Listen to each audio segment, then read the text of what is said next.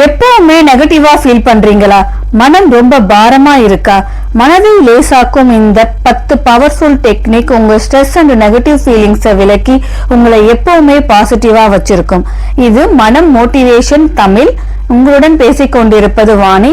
தொடர்ந்து பயணிக்க நம்ம சேனலை சப்ஸ்கிரைப் பண்ணிக்கோங்க. கூடவே பெல் ஐக்கானை கிளிக் பண்ணிக்கோங்க. அப்பதான் உங்களுக்கு வீடியோ வந்தவுடன் நோட்டிபிகேஷன் வரும். முதலாவதாக இயற்கையோடு பயணிப்பது. நம்ம லைஃப் எப்பவுமே பாசிட்டிவா இருக்க நாம கடைபிடிக்க வேண்டியது அதிக நேரம் இயற்கையோடு பயணிப்பது தான். இப்பெல்லாம் நம்ம எல்லோருடைய வாழ்க்கை எலக்ட்ரானிக் டிவைஸோட தான் பின்னி பிணைஞ்சிருக்கு. காலையில இருந்து இரவு வர மொபைல், டிவி, லேப்டாப் நம்ம அதிக நேரம் ஸ்கிரீன் தான் பாக்குறோம். இதனாலதான் நம்ம இயற்கையோட ரொம்ப விலகி வந்துட்டோம். நம்மளுடைய மைண்ட் அண்ட் பாடி எப்பவுமே ரெஃப்ரெஷ்ஷா இருக்க அது இயற்கையோட பயணிக்கும் போதுதான் ரெஃப்ரெஷ் ஆகும். நம்ம யூஸ் பண்ற மொபைல், லேப்டாப்கே நம்ம சார்ஜ் போடணும். நம்மளோட பாடி அண்ட் மைண்டுக்கு ரிலாக்ஸ் அண்ட் சார்ஜ் நமக்கு இயற்கையிலிருந்து தான் கிடைக்கும். அதனாலதான் அதிகமான நேரத்தை இயற்கையோடு செலவிட்டு பாருங்க. உங்க மனதும் உடம்பும் பாசிட்டிவா மாறும். உங்களால முடிந்த வரை தினமும் இயற்கையோடு பயணிக்க முயற்சி பண்ணுங்க. தினமும் காலை மாலை நேரத்துல வாக்கிங் போறது, குழந்தைகளை கூட்டிட்டு போய் பார்க்ல விளையாட வைக்கிறது, இல்லைன்னா கோவிலுக்கு போறது அப்படின்னு ஏதோ ஒரு வகையில உங்களை நேச்சரோட கனெக்ட் பண்ணுங்க. காலை சூரிய ஒளி நல்ல பாசிட்டிவா நம்ம மென்டல் அண்ட் பிசிக்கல் ஹெல்த்துக்கு ரொம்ப முக்கியம். இரவு நேரத்துல ஃபேமிலியோட டின்னருக்கு போகலாம். ஒரு 30 மினிட்ஸ் ஆவது ஒரு குட்டி வாக்கிங் போங்க. நிலா வெளிச்சம் உங்களை பாசிட்டிவா உணர வைக்கும். வெளியே போக முடியலனாலும் வீட்டு மொட்டை மாடியில ஃபேமிலியோட பேசிட்டு ரிலாக்ஸா நிலா வெளிச்சத்துல இருந்து பாருங்க. நெகட்டிவ் தாட்ஸ் உங்க பக்கமே வராது. இரண்டாவதா கிரியேட்டிவிட்டியை அதிகப்படுத்துங்க. இப்போலாம் எல்லாரும் அதிக நேரம் ரீல்ஸ் பாக்குறதுலதான் செலவிடுறாங்க. அப்படி இல்லாம எல்லாருக்குமே ஒரு திறமை இருக்கும், பிடிச்ச விஷயங்கள்னு இருக்கும். அதுல உங்க நேரத்தை செலவிடுங்க. எப்பவுமே கன்சியூம் மட்டுமே பண்ணாம கிரியேட் பண்ணுங்க. உங்களுக்கு கிராஃப்ட் பண்ண பிடிக்குமா? அப்போ கிராஃப்ட் ஒர்க் பண்ணுங்க. கோலம் போட பிடிக்கும்னா கோலம் போடுங்க. டான்ஸ் பிடிக்கும்னா டான்ஸ்ல புதுசா ட்ரை பண்ணுங்க. தோட்டம், செடி வளர்க்கறதுன்னு புதுசா உருவாக்குங்க. நீங்க புதுசா ஒன்ன உருவாக்கும் போது உங்க பாடி அண்ட் மைண்டுமே ரெஃப்ரெஷ் ஆகும். ஒன்னு புரிஞ்சுக்கோங்க, இதை நீங்க மத்தவங்க அப்ரூவலுக்காக பண்ணல, மற்றவர்களின் பாராட்டுக்காகவும் பண்ணல, மத்தவங்க கிட்ட காட்டுறதுக்காக பண்ணல. உங்க கிரியேட்டிவிட்டியை நீங்க உங்களுக்கு பிடிச்ச விஷயங்களை உங்களுக்குள்ள ஒரு மன திருப்திக்காக பண்ணும்போது உங்களுடைய கிரியேஷன் உங்களுக்கு பாசிட்டிவ் வைப் அண்ட் செல்ஃப் இம்ப்ரூவ்மெண்ட்டை கொடுக்கும். மூன்றாவதா ஸ்ட்ரெஸ் மேனேஜ். நீங்க ஸ்ட்ரெஸ்ல இருந்தீங்கன்னா உங்க மூச்சை கவனிங்க. அது நிதானம் இல்லாமல் இருக்கும். எப்பெல்லாம் நீங்க ஸ்ட்ரெஸ்ல இருக்கீங்களோ அப்பெல்லாம் நீங்க உங்க மூச்சை கான்சியஸா கவனிங்க. ஆழமான மூச்சா இருக்கணும். நீங்க நல்ல ஆழமான மூச்சு எடுத்து நிதானமா மூச்சு விடுங்க. இப்படி செய்யும் போது உங்க ஸ்ட்ரெஸ் பாதி காணாமல் போயிடும். ஸ்ட்ரெஸ் பாடியில இருந்து வெளியே போனதும் மைண்டும் ரிலாக்ஸா ஃபீல் பண்ண தொடங்கும். நெக்ஸ்ட் நீங்க எப்போ ஸ்ட்ரெஸ்ஸா ஃபீல் பண்றீங்களோ அப்போ ஆழமா மூச்செடுத்து பாருங்க. உங்க ஸ்ட்ரெஸ் காணாமல் போயிடும். அடுத்து நாலாவதாக சோசியல் சர்வீஸ். நம்ம அதிக நேரம் நம்மளை பத்தி மட்டுமே சிந்திச்சுட்டு இருக்கோம். எனக்கு இப்படி நடந்துருச்சு, எனக்கு அப்படி நடந்துருச்சு, எப்ப பார்த்தாலும் நாமன்னு தன்னை பற்றின சிந்தனை மட்டுமே இருக்கும்போது நெகட்டிவிட்டி தானா உள்ள வந்துடும். நம்ம போக்கஸ் நம்மளை பத்தி மட்டுமே இல்லாம மற்றவர்களை பற்றியும் சிந்திச்சு பாருங்க.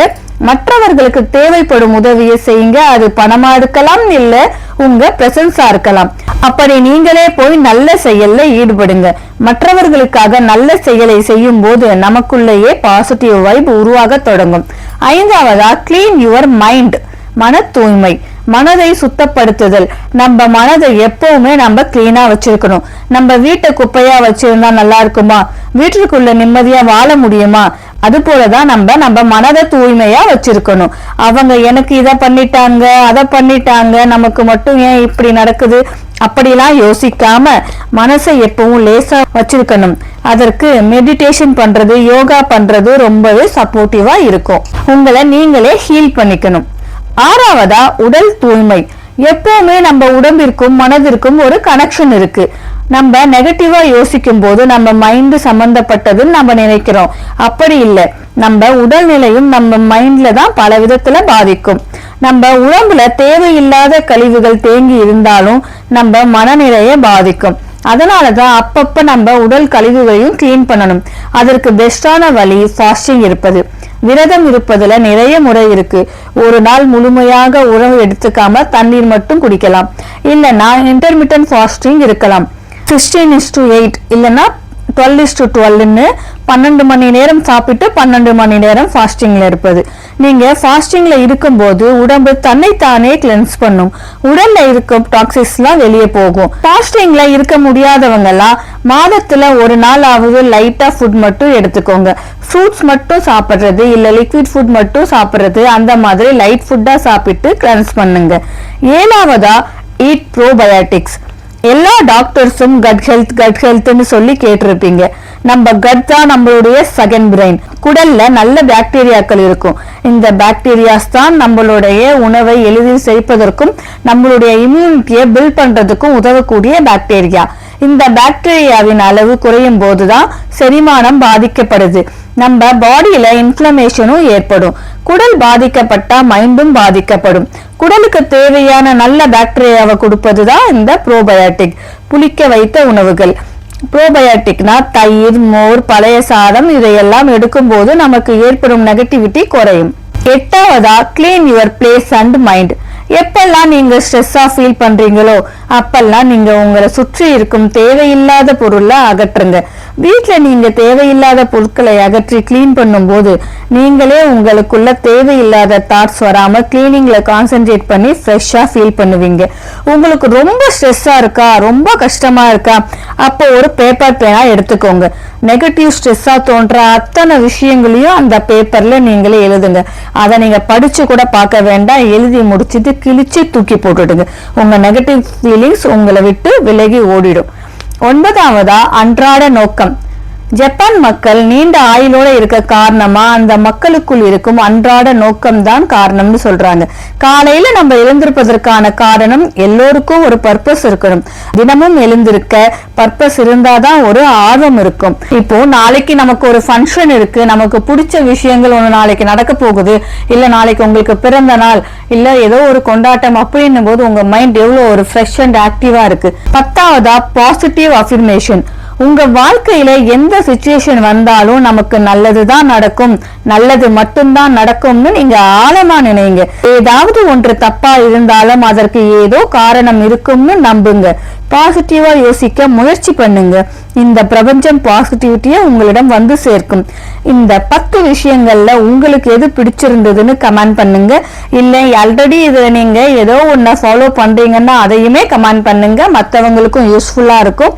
வீடியோ பிடிச்சிருந்தா லைக் அண்ட் சப்ஸ்கிரைப் பண்ணிக்கோங்க. இந்த 10 பழக்கங்களும் உங்களை எப்பவுமே பாசிட்டிவா வச்சிருக்கும். நீங்க எந்த விதமான சூழ்நிலையில இருந்தாலும் உங்களை லைட்டா ஃபீல் பண்ண வைக்கும். மனம் ரொம்ப பாரமா இருக்கும் போது இந்த வீடியோவை கேட்டு பாருங்க. உங்களுக்கு ரொம்பவே இது உதவிகரமா இருக்கும். மனதை லேசாக்கி உங்களை எப்பவுமே பாசிட்டிவா வச்சிருக்கும். இது போன்ற மோட்டிவேஷனல் கண்டென்ட்டுக்கு இந்த மனம் மோட்டிவேஷனல் தமிழ் சேனலை மறக்காம சப்ஸ்கிரைப் பண்ணிக்கோங்க. சப்ஸ்கிரைப் பண்ணி பெல் ஐக்கானையும் கிளிக் பண்ணிக்கோங்க.